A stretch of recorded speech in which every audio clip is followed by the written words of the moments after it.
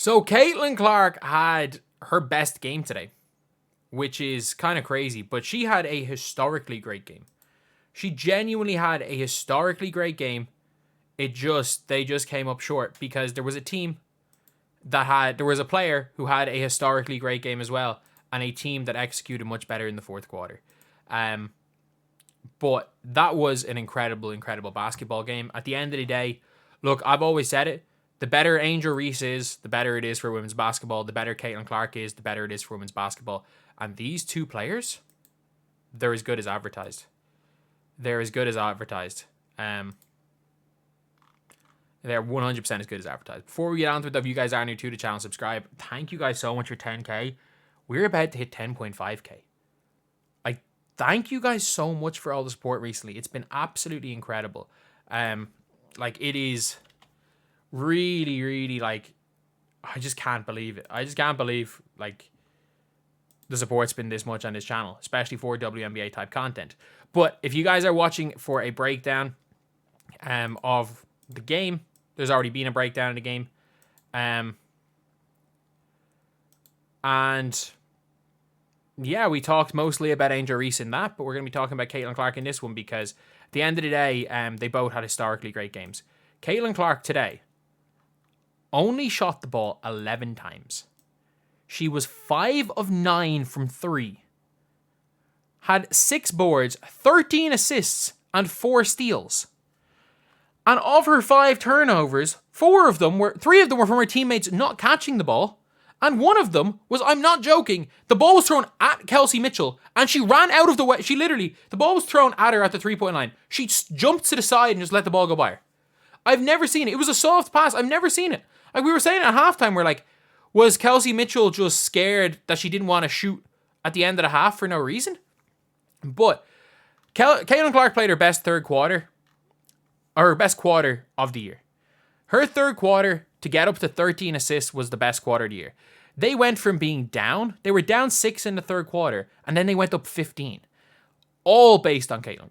Look, Kelsey Mitchell was hitting the shots, but it was all about the tempo. And this is what I always say about the Fever, is that Caitlin Clark can play at a tempo the teams can't deal with. Unfortunately, the team got tired. The team got tired and they went back to sets that don't work. They went away from the pick and roll because Aaliyah Boston couldn't get up and down the floor. And look, Aaliyah Boston, she had a decent enough game. She hit the side of the backboard with a shot, which wasn't great. And should Caitlin Clark have shot the last shot? I don't know with that. The better shot was the Aaliyah Boston wide open, but you still probably want Caitlin Clark to take the shot, I guess.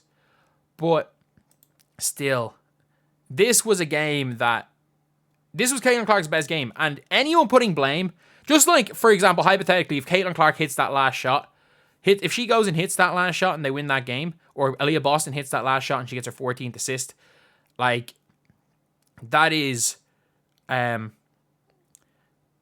that's still an incredible, incredible game, regardless from her. And you can't diminish what Angel Reese did, which was incredible on a loss. So if you're trying to diminish either one of these players, they were the 2 best players on the floor by a mile. There wasn't even a close. Look, Kennedy Carter to an extent at times. If you want to look at the box score and say Kelsey Mitchell was the best player, man, Kelsey Mitchell was terrible today. That was the worst 24-point game I've ever seen from a player. She had 1 turnover, but was a direct cause of about 6 team turnovers. And I'm not joking. Almost every team turnover was a direct cause of Kelsey Mitchell. She took dumb shots. There were times in that fourth quarter she was consistently doing dumb things. Erica Wheeler is the worst player I've ever seen. Erica Wheeler is... I've never seen a player be as destructive to a team as Erica Wheeler is to this team. But, this was... Funnily enough, this is one of those games where it's this was the Caitlin Clark coming out party as the floor general. The premier floor general in this league right now. And if you want to say, oh, Chelsea Gray, we haven't seen Chelsea Gray healthy. At all this year. So we can't judge by that. Caitlin Clark is the best floor general in this league. The way she pushes the floor already, the shooting is coming. The shooting is there. the coaching is really holding her back. And it's not even holding her back, letting her shoot, let's just say letting her shoot a whole bunch of shots. I don't really care about that. It's just where she's getting the shots. And it's like, she's actually not being put into a position to succeed whatsoever. Whereas, again, if you look at at Angel Reese, who is being put in a position to succeed, it's so different. But Caitlin Clark today had what I think was by far her best game as a pro. Like, she shot the ball well. She orchestrated the offense. She also had a whole bunch of hockey assists in that game, as well as 13 assists. And if her teammates could just simply catch the ball, like Kelsey Mitchell fumbled the ball like 2 or 3 times. Like, the assists that she was missing were crazy. The amount of open layups missed by the Fever were crazy in that game. And to lose by 1, obviously it hurts. It hurts losing against the Sky, especially when, ironically, that was the one time they should have killed the Sky. Like, this was a 20-point game. As far as if you just watched, if you did not look at if there was no scoreboard there and you watched the game and you were like just judging based on who plays well, it should have been a 20-point game. But that doesn't matter. Should have doesn't matter, because Angel Reese willed her team back into the game, and the Indiana Fever, I'll talk more about it, have an incompetent coach. Like, her getting $500K a year to coach sport of basketball means there's hope for all of us. There is genuinely hope for all of us. Like, if she's getting that much to coach basketball, like, I'm currently assistant coach for a semi-professional team, and I'm pretty sure I can do a better job than Christy Sides does. Like, they're calling her the female Darvin Ham. Like, she didn't call a timeout. The game was tied. I'll rant about her a little bit later. But yeah, it was her best game, and man, she should be on Team USA. Like, she is the best point guard for that team. Like, this is a team who's bringing a non-point guard in Sabrina, and I know Sabrina's good, but she's not a point guard. Kelsey Plum, not a point guard. Jackie Young, not a point guard. Like, if you wanted to bring Cloud or SDS, cool, they're actual point guards. I don't think they're as good at that as Clark, but she is the best floor general in this league, other than a healthy Chelsea Gray, and we don't know how healthy she is. And that is being put in a system, not even in a system to succeed, with players who don't run with her. It's going to be scary. Caitlin Clark is going to be scary in this league in a few years. And I don't see how you can watch these games and think otherwise. She is one of the 15 best players in the world right now. And I'm not going to lie, Angel Reese is one of the best 20.